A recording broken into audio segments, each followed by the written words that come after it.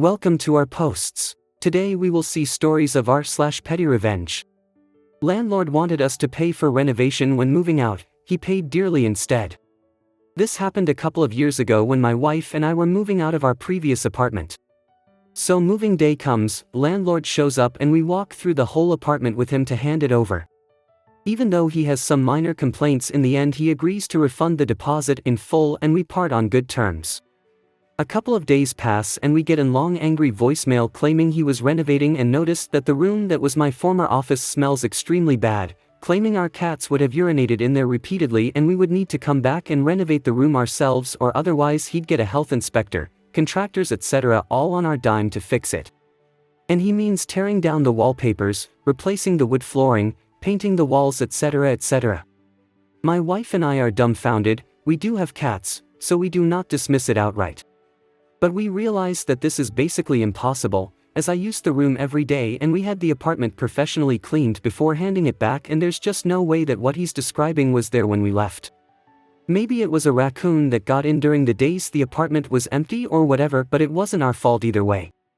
So we call him to let him know we won't cover it, and he gets really nasty, making all kinds of claims about the state of the apartment, about how we would twist everything and how he would make sure we would pay for this.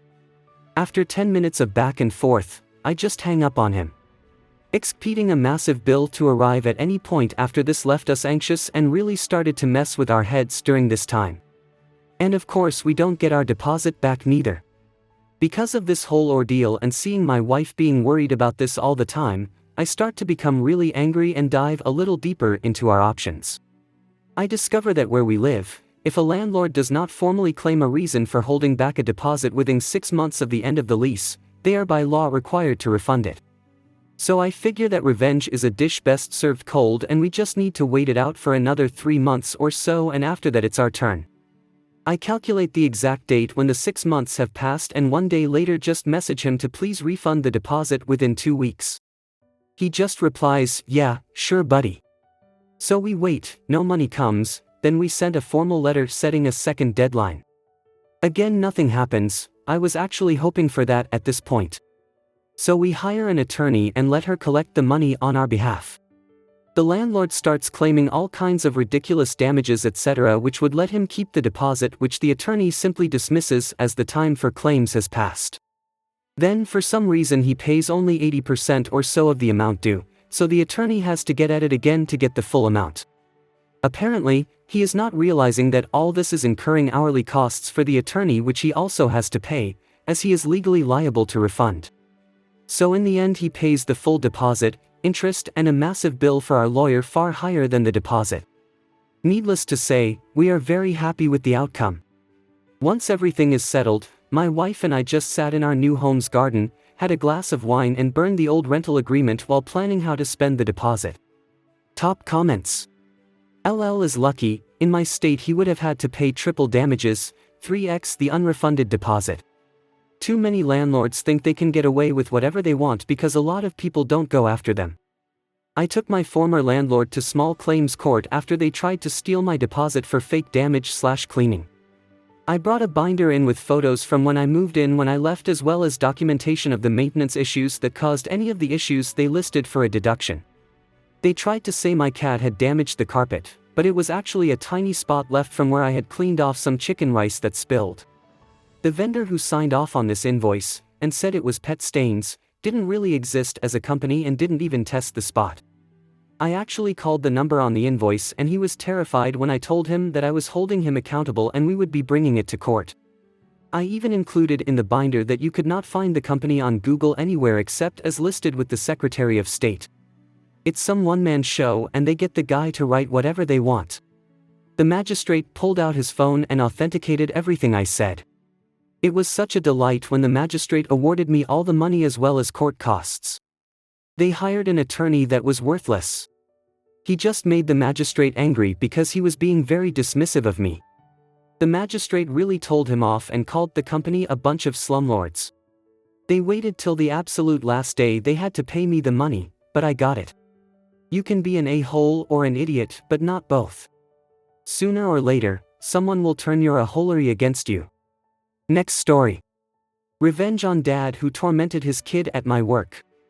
I work at a place that has a big slide for guests of all ages. Part of my job is to assist people getting into the slide. One dad brings his kid that must have been 6 years old and he dearly does not want to do the slide. He forces his son to sit at the top, holding him in place while he cries for his mom, saying he doesn't want to do it. I kneel to his level and try to tell him it's not scary and that he doesn't have to do it if he doesn't want to. The kid begins to tell me that he doesn't want to push and wants to pull himself down. His dad completely interrupts, speaks over him and me, saying he is going to push him down. The kid obviously freaks out again and starts crying. Everyone around is clearly upset with how the father is acting. All the while he is smiling at us like, "Ha! Kid's right?" As if we are on his side. He eventually lets his son back off and take the stairs, while he takes the slide down. Just as he starts taking his phone out to record, I give him a massive push and he is clearly startled and frantically tries to hold onto his slide carpet. Small revenge. But damn, it felt good to shove that guy down a big chute to get him far away from me. Top comments. Reminds me of a trip to Dollywood we took. Not my favorite place, but we had family who wanted to go. Spent the day doing all the kiddos stuff and decided to hop on a new coaster for a ride by ourselves. There was a mom, kids and grandparents in front of us in line. The little boy was terrified of riding the ride. I mean, screaming and crying and begging not to ride. Mom kept refusing to let this poor little guy opt out and laughing at his histrionics. After about 45 minutes of this, we get to the front of the line. They made an announcement that they had a mechanical issue to address before the next load of people got on. About 15 minutes later they announced that they were going to close the ride early. Man, you should have seen that little boy light up over the fact that he didn't have to ride. I understand teaching you kids to the new things, but the only lesson learned that day is that that poor kid can't trust his mother. Nicely done. Did you give a smile at everyone like, "Ha! Jerk, right? Why'd you do that?" I was just trying to have a little fun. It's not bullying if it's my own kid. I hope he dropped his phone on the way down. Next story. Locked my car to annoy teenagers who would not move from an open parking spot. This is the pettiest of petty revenge I've been a part of for some time, and I still think it's funny. A couple months ago, I went to grab some pizza from a chain pizza place. I ordered ahead, which is good because they were insanely busy. The entire parking lot was full except for one spot by the entrance, but for some reason, a few teenagers were sitting in the parking spot. Not in a car, but just sitting there, taking up the space. I figured they would move as I pulled up, but they didn't. I also figured they would move if I started to pull in, but they didn't. So I pulled in as slowly as possible so as to not hit them, but still get my car in the spot. As I got out, they gave me dirty looks, but still stayed sitting right in front of my car. Side note, my car has a very shrill and loud horn, and it is particularly ear-piercing if you're right in front of my car. It is incredibly annoying. Annoyed, I came up with my plan for revenge before I even got out of my car. As I went inside, I did what any responsible car owner would do and locked my car so the horn would go off. Twice. The kids weren't sitting there when I got back. Edit, changed accept to accept. Also, there were 2 patios at the pizza place, so plenty of spaces to sit aside from in the parking spot. Forgot to mention this initially. Top comments. Love it. Reminds me when set my mum's old car's alarm off outside a chip shop as teenagers kept leaning on it and other cars around it. Had my little sister getting scared in the car at the time too. Never seen teenagers run that fast before when the car alarm went off and people stared at them. Speaking of parking. Was in a crowded lot getting into my car to leave. I saw a car waiting to take my spot, so I didn't dally, but I also wasn't racing at warp speed. Just as I was putting my seatbelt on, they honked at me. What? So then I slowed way down. Started to pretend to look for something in my glove compartment, rooted around in my purse. Took my sweet time. Do not honk at me, goddammit. Next story. Cart go bye-bye. Once, at a hotel, I put the do not disturb sign on my door before going to bed. At 7 a.m. there was a loud knocking from the maid wanting to clean my room. I told her it was too early, But she told me I was checking out that day and the hotel was completely booked for the next 2 nights due to some sort of local event. I told her I wasn't ready to check out, and intended to sleep for another couple of hours. The sign on the back of the door, and I pointed it out to her, said checkout time 11 a.m. More knocking around 8 a.m., waking me up. Same maid, telling me to hurry up since she needed to clean the room. I told her, with a degree of annoyance, that I was not checking out for another couple of hours. The next time she knocked, a few minutes later, I didn't answer. Loud banging, and then she unlocked the door, but the chain on the inside kept the door from opening, and it let her know the room was still occupied. I immediately called the front desk, and was told that checkout for that day had been changed to 9 a.m. and that I had been informed of that when I checked in. That was not true and I said so. Their reply was that if I were not out by 9 a.m. I would be billed for an extra night. I called their bluff, saying that if that were the case I'd simply stay the extra night, since they were charging me for it. We came to an agreement, that they would give me an extra hour, and I would check out by 10 a.m. I would have been out earlier, but the maid started banging on the door at 9 a.m., telling me to get out. She actually told me to get out. She was waiting at my door when I walked out at exactly 10 a.m., and she immediately rushed inside. I wheeled her cart outside my door to the elevator, rode down to the parking garage, and pushed the cart about 10 feet away from the elevator against a wall. Then I went up and checked out. And yes, I know the maid was doing her job. But 7 a.m. is very early, and after telling her I wasn't ready she came back twice and woke me up. She was very rude when she could have asked me nicely or explained that earlier checkout time for that day. Top comments. As someone who used to work in the housekeeping department, you did good. That was entirely on her. You're never supposed to bother someone that early in the morning, and you're only really supposed to kick out a guest at least a good 15 or so minutes after checkout time if they're still in there. At least, that's how our place operated anyway.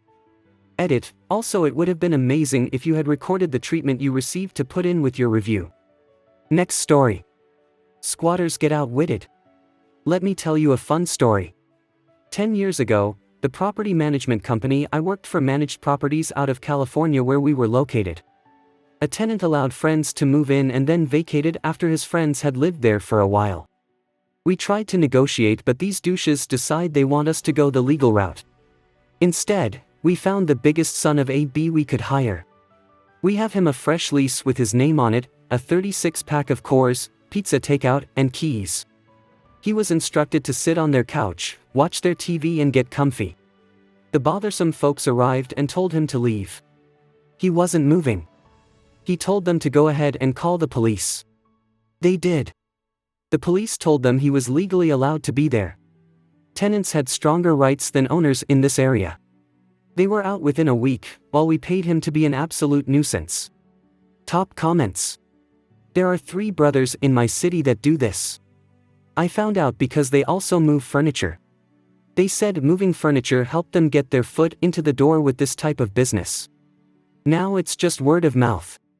They are pretty intimidating guys. Well over 6 feet tall, tattoos, muscular, and wear clothes that show most of their body off, athletic shorts and tank tops. They said they're allowed to bring their well-trained dogs with them and basically just make people's lives miserable. For what it's worth, they were very nice, respectful, had some awesome stories, and were really funny. So I legally evicted the POS addict lady who lived in my upstairs apartment. While I slept the night she was moving out, her grown POS addict son was moving in. Because it takes a month to legally evict a tenant, they were counting on 1 month's free rent for him. Also, it's illegal to cut off utilities for a tenant, but it's not illegal to cut off utilities for a squatter.